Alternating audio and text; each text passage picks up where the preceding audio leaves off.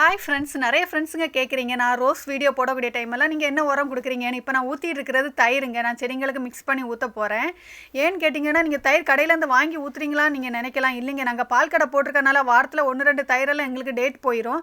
அதெல்லாம் நான் சேர்த்து வச்சு நான் அந்த செடிங்களுக்கு ஊற்றுறது தான். அதுக்காக நீங்கள் காசு கொடுத்து வாங்கி நீங்கள் செடிங்களுக்கு ஊற்றுங்கன்னு சொல்கிறது இல்லை. புளிச்சு போன தயிரெல்லாம் இருந்தால் நீங்கள் மிக்ஸ் பண்ணி செடிங்களுக்கு ஊற்றுங்க, அழகாக இப்படி பூக்கும். அதே மாதிரி அம்மா எடுத்துகிட்டு வந்த கோக்கா கட்டிங்க வச்சு 10 நாள் ஆச்சு பாருங்கள், எவ்வளோ அழகாக திள்ளில் எடுத்து வருதுன்ட்டு. என்கிட்ட இருக்கிற ஆண்பூ கோக்கா செடியெல்லாம் பிடுங்கி போட்டுட்டு நீ இதை எடுத்து நான் ட்ரை பண்ண போகிறேன். அழகாக ரோஸ் செடிங்கெல்லாம் பூத்து நிற்கிறாங்க பாருங்கள். இதுக்கெல்லாம் காரணம் நான் கொடுக்குற உரம் தாங்க. பார்த்துக்கிட்டே வாங்க வீடியோவில் நான் என்னெல்லாம் உரம் கொடுக்குறேன்னு. இந்த ரோஸை பாருங்கள். நீங்கள் நினைக்கலாம் ஒவ்வொரு ரோஸையும் நான் பிச்சு தனியாக வச்சு அப்படி சேர்த்து பிடிச்சிருக்கேன்னு. இல்லைங்க, ஆனால் ஒரு கொத்தில் பூத்துருக்க பூக்கள் தான் பாருங்கள் எப்படி இருக்குது. பொக்கே மாதிரி இருக்குது பார்த்தீங்களா, எவ்வளோ அழகாக இருக்குது. அப்படியே அதையும் ரசிச்சுக்கிட்டு 2 பூவை பறித்து என் பொண்ணுக்கு தலையில் வச்சு கொடுக்குறதுக்கு வேண்டி எடுத்துக்கிட்டு அப்படியே நான் கிளம்பிட்டேன். இந்த வீடியோ பிடிச்சிச்சு லைக் பண்ணுங்கள்.